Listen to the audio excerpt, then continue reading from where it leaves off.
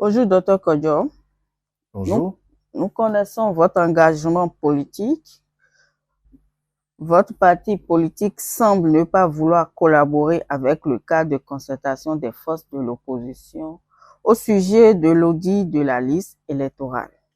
Quel éclairage pouvez-vous apporter à ce sujet? Alors, merci. Je vous remercie pour l'opportunité que vous nous accordez pour que nous puissions nous expliquer sur ces questions-là qui me semblent être fondamentales pour notre vivre ensemble, pour la vie commune que nous menons dans ce beau pays, le Bénin, que nous aimons tous et que nous voulons tous préserver. Alors, je pense que le cadre de concertation des forces de l'opposition a obtenu du président de la République, le président Patrice Talon, d'auditer le fichier électoral. C'était lors d'une rencontre il y a environ une année. Et à cette occasion, le chef de l'État lui a promis même que lui financerait cet audit-là. Et je suis plutôt surpris que depuis un an, les forces de l'opposition n'aient pas pris le temps d'aller lire la loi et de comprendre sous quel régime nous sommes actuellement. Et nous étions sous le régime de la liste électorale permanente informatisée, mais aujourd'hui, nous sommes sous le régime de la liste électorale informatisée, l'EI. Donc, nous étions sous la gouvernance de la LEPI et aujourd'hui, nous sommes sous la gouvernance de la LEI. Il y a une grande différence. Nous ne parlons plus du tout de la même chose. Et c'est ce que mon parti, l'Union progressiste, le Renouveau, a essayé d'expliquer à la délégation du cadre de concertation des forces de l'opposition. L'opposition veut auditer quelque chose qui n'existe pas. Beaucoup sont restés sous l'emprise de la liste électorale permanente informatisée. C'est vrai que cette liste permanente informatisée nous a marqué pendant 10 ans et nous a marqué au fer. Et je comprends très bien que les forces de l'opposition soient accrochées à cette liste parce que c'est sous le régime du président Yahi Boni que cette liste a été instaurée et a gouverné pendant toutes nos élections pendant plus de 10 ans, 11 ans.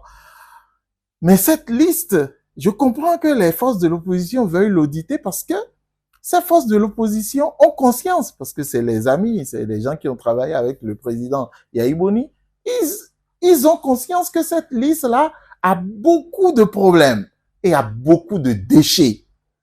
Et je comprends qu'ils veuillent auditer le fichier électoral parce qu'ils sont encore sous l'emprise de la liste électorale permanente informatisée. Aujourd'hui, il n'y a plus de liste permanente. Il n'y a aucun fichier aujourd'hui qu'on peut aller consulter pour dire voilà les électeurs qui voteront en 2026. Ça n'existe pas. Alors, qu'est-ce que la réforme a apporté? La réforme a institué désormais une liste électorale informatisée. Et le processus consiste en quoi? La liste électorale informatisée est désormais générée à partir du registre national des personnes physiques. Le registre national des personnes physiques est tenu à jour par l'ANIP, l'Agence nationale d'identification des personnes. L'ANIP, qui est une agence technique et qui vit au rythme de l'état civil de notre pays. L'ANIP enregistre les naissances, l'ANIP enregistre les mariages, tout et tout, et l'ANIP enregistre également les décès. D'ailleurs, la loi de 2021 fait obligation à tout le monde d'aller déclarer la mort de son parent avant de l'enterrer. Ça a pour but de permettre à l'ANIP de mettre à jour le registre national des personnes physiques. Et donc, à la veille des élections, soit 180 jours ou 120 jours selon les élections, l'ANIP génère à partir du registre national des personnes physiques, l'ANIP génère les personnes en âge de voter. Évidemment, quand on dit 120 jours, c'est que l'ANIP tient compte des 120 jours, puisque l'âge pour voter, c'est à la date de l'élection. Donc, l'ANIP génère les personnes capables de voter et c'est ça la liste électorale informatisée. Et la loi dit que l'ANIP sort d'abord une liste électorale informatisée provisoire, l'EIP, et chaque citoyen va consulter la liste pour faire les corrections, les rapprochements, et le poste de vote, c'est loin, le centre de vote, c'est pas, ça ne correspond pas, et l'ANIP fait les corrections qu'il faut, et 120 jours ou 60 jours avant les élections, l'ANIP remet la liste corrigée à la Sénat pour l'organisation des élections. Donc, ce n'est pas que mon parti, l'Union progressiste, le renouveau, ne veuille pas collaborer avec le cadre de concertation, mais nos amis de l'opposition parlent de quelque chose qui n'existe pas. Il n'y a pas de fichier électoral aujourd'hui au moment où on vous parle. Ça n'existe pas. Vous ne pouvez pas auditer quelque chose qui n'existe pas. Alors, j'ai vu sur les réseaux sociaux un membre de l'opposition qui a voulu rattraper pour dire non, que c'est le fichier de 2023 que eux, ils veulent auditer. Là, encore une grosse erreur. Parce qu'en 2023, nous sommes allés aux élections avec une liste hybride. Nous avons mis ensemble la liste générée du registre national des personnes physiques et nous avons confronté avec la LEPI. C'est en faisant le rapprochement des deux listes que nous avons pu faire sortir la liste de 2023. Donc, aller auditer la liste de 2023 ne servira strictement à rien. Ça ne sert à rien aujourd'hui de dire que l'on veut aller auditer la liste de 2023. Parce que la liste de 2023 est pleine de déchets, parce que simplement, on a pris la LEPI que eux, avec le président Yahi Boni, ils ont géré pendant 10 ans, et on a essayé de bricoler et de sortir quelque chose de bon. Mais c'est une liste très imparfaite. Aller l'auditer aujourd'hui ne servira à rien parce que la liste que l'ANIP nous sortira en 2025 n'aura rien à voir avec la liste de 2023. D'accord. Monsieur Kodjo, dites-nous, ne pensez-vous pas que vous êtes en contradiction avec le chef de l'État qui a accepté de financer l'audit? Non, pas du tout. Je ne suis pas du tout en contradiction avec le chef de l'État. Il faut remettre chaque décision dans son contexte. Hein. Vous savez, le président de la République est taxé de tous les noms par ces gens-là. Et donc, quand ils sont allés le voir, vous pensez que le président de la République, si jamais le président de la République disait non, il n'y a pas de fichier, vous n'allez pas... Qu'est-ce qu'ils auraient dit en sortant de là? Qu'on tente de cacher quelque chose et de faire quelque chose. Le président de la République, moi je pense que à sa place, j'aurais fait pareil. C'est un père de famille. Et le père de famille accueille tous ses enfants. Et accède aux besoins légitimes de ses enfants pour que la paix et la cohésion sociale soient préservées. C'est dans ce sens que le chef de l'État a accédé à leur requête. En se disant certainement, OK, on n'a qu'à voir ce qu'ils veulent auditer. Alors, si c'est le registre national des personnes physiques qu'ils veulent auditer, ça c'est une autre demande. Ce n'est pas ça qui a été accordé par le chef de l'État. Mais eux, ils veulent auditer le fichier électoral. Maintenant, eux-mêmes disent qu'ils veulent auditer le fichier électoral de 2023. Le chef de l'État le leur accordera certainement. Mais, franchement, c'est un coup d'épée dans l'eau.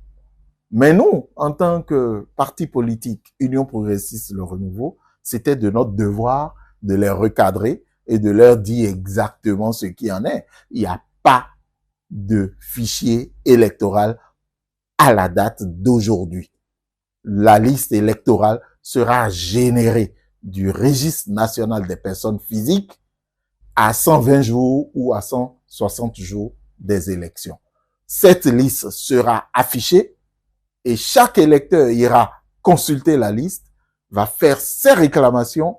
L'ANIP va mettre la liste à jour après les réclamations des électeurs et 60 jours avant l'élection, l'ANIP remet la liste corrigée à la Sénat pour la bonne organisation de l'élection.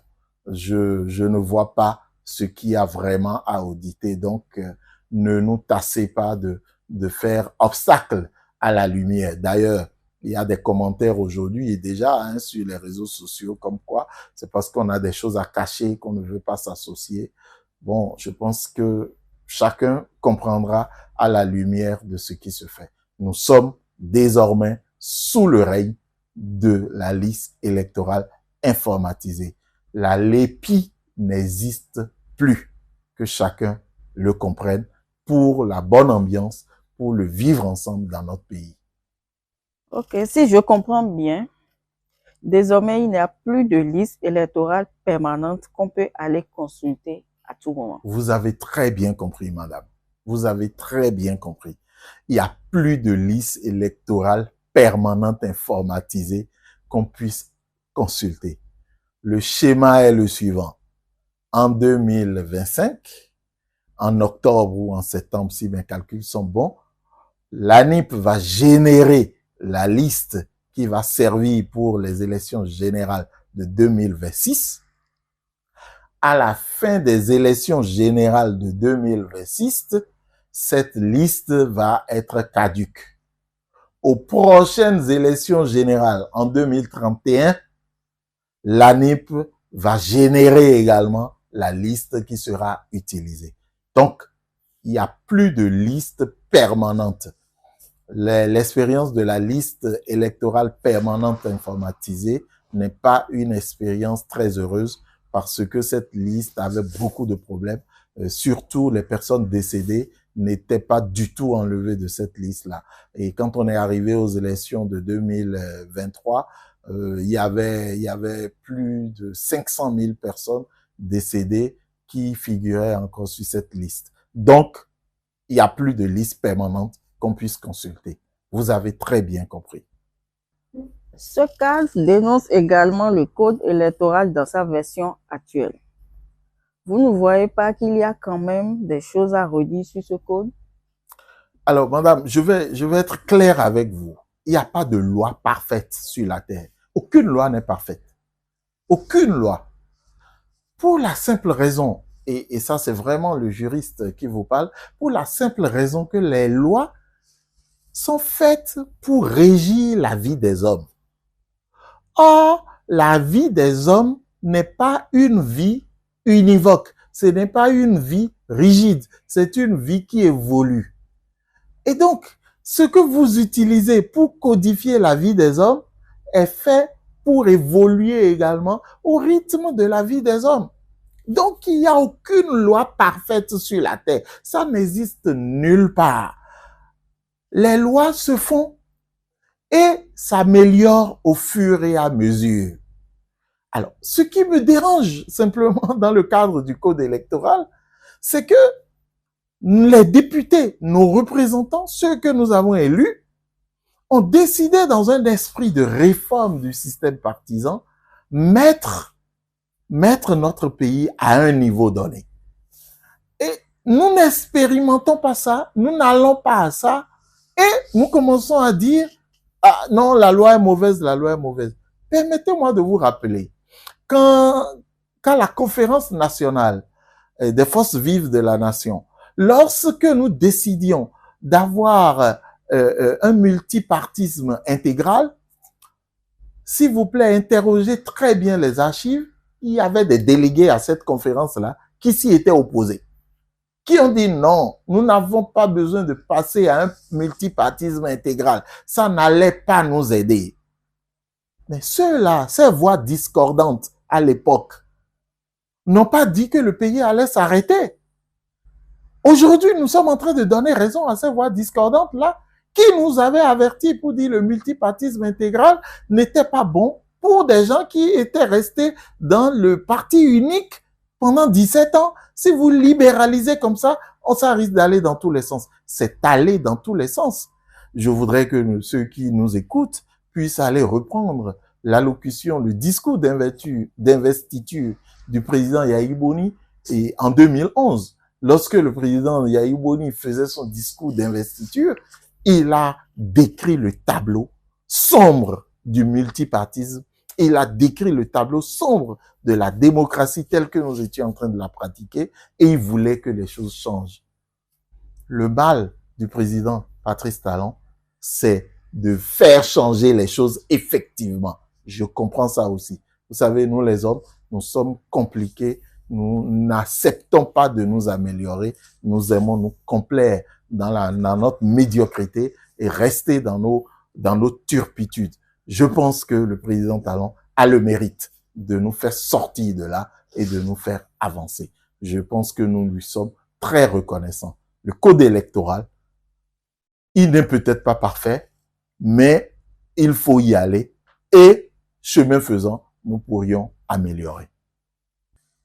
Monsieur Kojo, bon, après avoir écouté tout ce que vous venez de dire, on a constaté que l'Église catholique a organisé un colloque qui a conclu à la révision de ce code. Vous qui affichez sur les réseaux sociaux votre foi catholique, n'êtes-vous pas en accord avec votre Église? Si je suis en accord parfait avec mon Église, alors nous allons clarifier certaines choses. Alors, c'est pas l'Église catholique qui a organisé le colloque. Non. Je pense que quand c'est dit comme ça, c'est abusé. Alors, on peut dire que c'est la conférence épiscopale, c'est les prêtres, c'est un cadre, mais c'est pas l'Église catholique. On pourrait dire que c'est les responsables de l'Église catholique. Je voudrais rappeler simplement que l'Église catholique est 2 fois millénaire. Ça, l'Église catholique a une tradition 2 fois millénaire. Et donc dans l'Église catholique a vu plein de choses. L'Église catholique a vu des choses et leur contraire. L'Église catholique a vu des pas mûres et des vertes.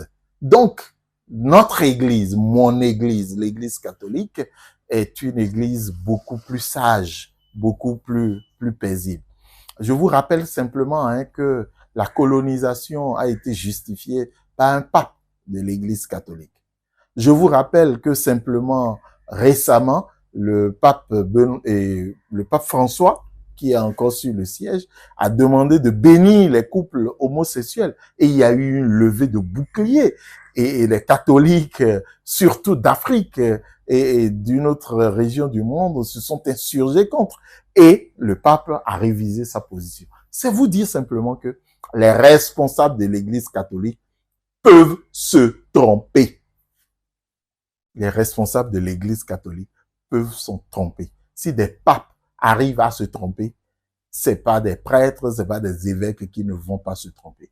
Et je pense que sur ce sujet, l'Église de mon pays a été bernée par certains individus qui répondaient simplement ou qui ont des accointances avec les membres de l'opposition. Sinon, comment pouvez-vous comprendre qu'une loi qui a été régulièrement adoptée par la représentation nationale, alors on me dira que l'opposition n'a pas voté pour cette loi-là. Révisons alors les bases démocratiques. On a dit qu'à l'Assemblée, c'est la majorité qui vote la loi. La majorité l'a voté. Mais pourquoi ce que la majorité vote, vous commencez à crier pour dire que vous n'êtes pas d'accord avec? Ok, qu'à cela ne tienne. Ça a été voté. Ensuite, ça a été examiné par la Cour constitutionnelle qui a donné sa conformité. Et enfin, ça a été promulgué par le président de la République. Et vous, Église catholique, vous dites que vous faites un colloque pour dire que la loi est mauvaise. Moi, je pense que la démarche est complètement bancale. Alors, quand je dis ça, on me dit, ouais, il faut pas imposer à l'Église la démarche et il faut pas interdire aux gens de choisir la démarche qu'ils veulent. Soit, je n'interdis pas la démarche, mais je suis plutôt dans une démarche téléologique. Je suis plutôt dans une démarche téléologique. Il faudrait bien que les gens comprennent. La téléologie, c'est l'étude des faits en relation avec les moyens utilisés. Quelle est la fin? Quelle finalité on veut avoir? On veut aboutir à la révision du code. Mais si vous voulez aboutir à la révision du code, c'est votre colloque là qui insulte ceux qui ont voté le code. C'est votre colloque qui insulte le chef de l'État. C'est ce colloque-là qui va faire en sorte que on puisse changer ce code. Moi, j'ai un problème avec ça. Et ce n'est pas mon église, ça. Pas du tout. Et je conteste ça jusqu'à demain. Ce colloque est non avenu, puisque ce colloque n'a servi à rien. Alors, pendant qu'on y est, quels résultats ils ont obtenus depuis qu'ils ont fait leur colloque? Alors, le professeur Guédégbé, qu'ils ont invité à ce colloque, qui est venu leur faire juste une photographie. Le professeur Guédégbé, Igor, qui a dit le code électoral est voté par les hommes politiques et a montré que depuis 90, nous avons eu une vingtaine de codes électoraux. Qu'est-ce qu'il a fait de mal pour que, à ce colloque, on le chasse presque? Parce que le professeur Guédégbé n'a pas dit ce jour-là, oui, c'est mauvais, ce code est mauvais, il faut le rejeter. Lui, en tant que juriste, en tant qu'expert, ne peut pas dire ça. Parce que ce code a été voté par ceux à qui nous avons donné le droit de le voter.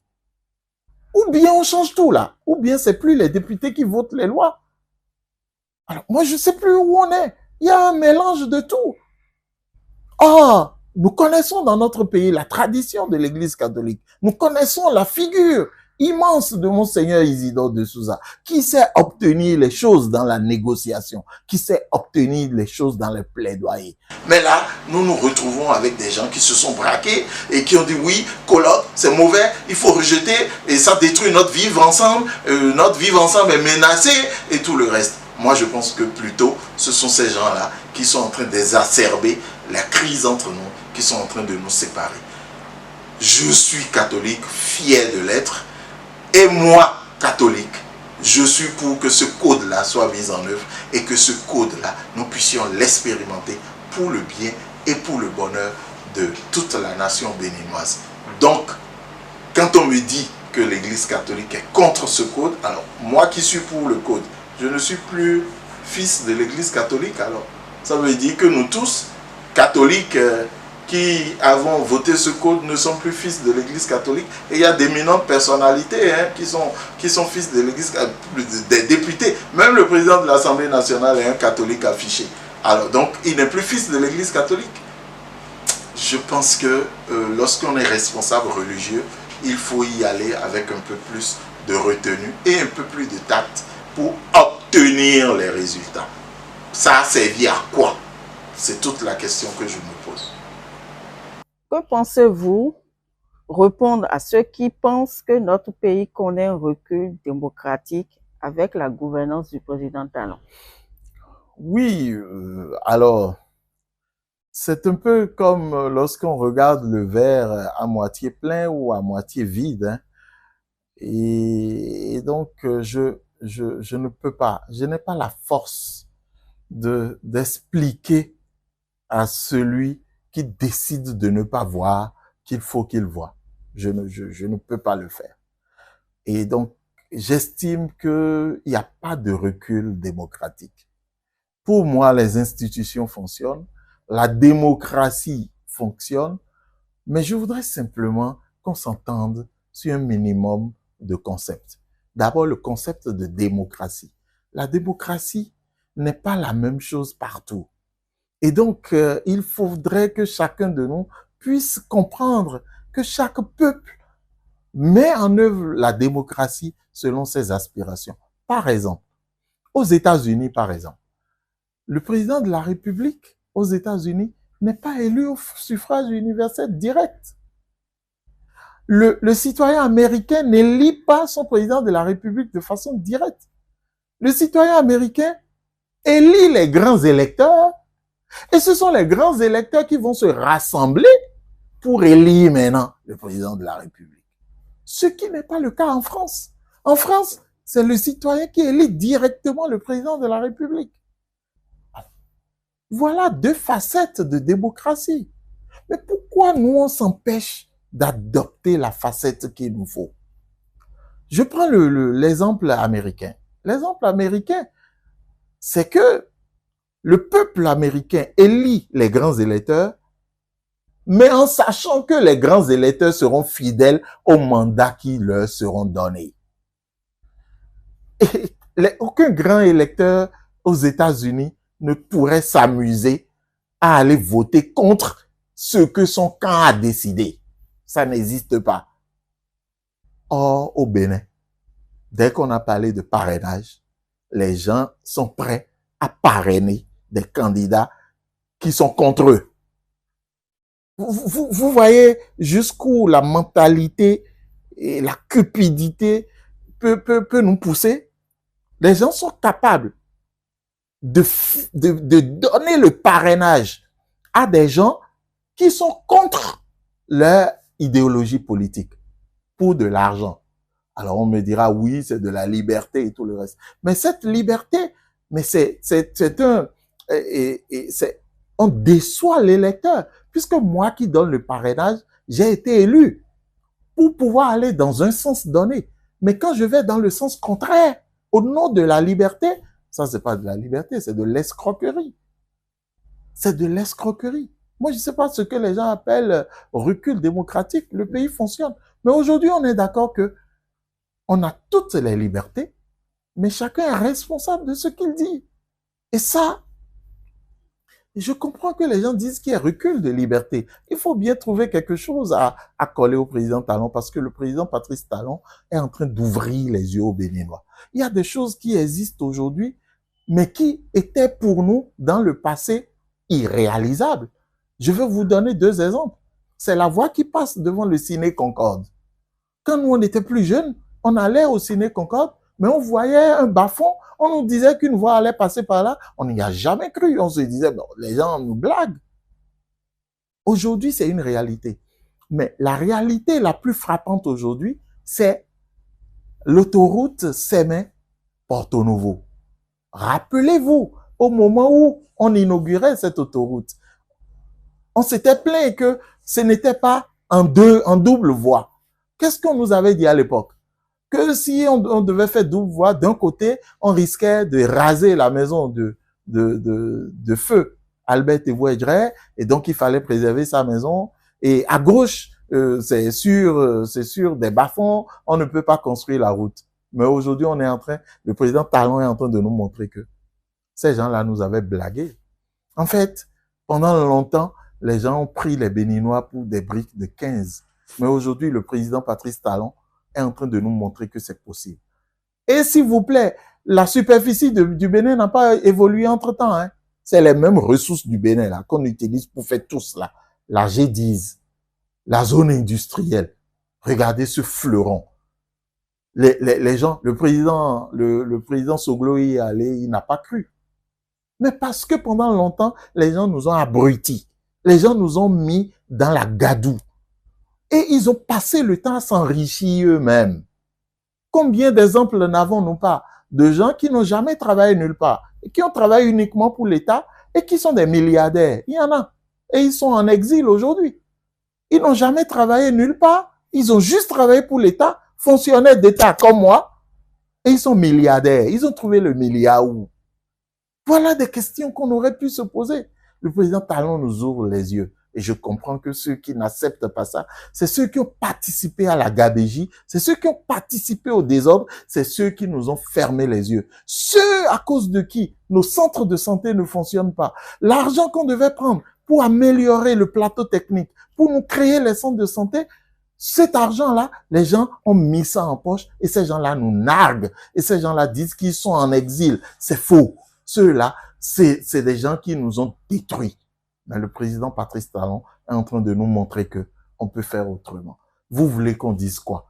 Alors, comme il fait si bien, il faut dire non, il y a recul démocratique et il y a recul des libertés. Quelle liberté?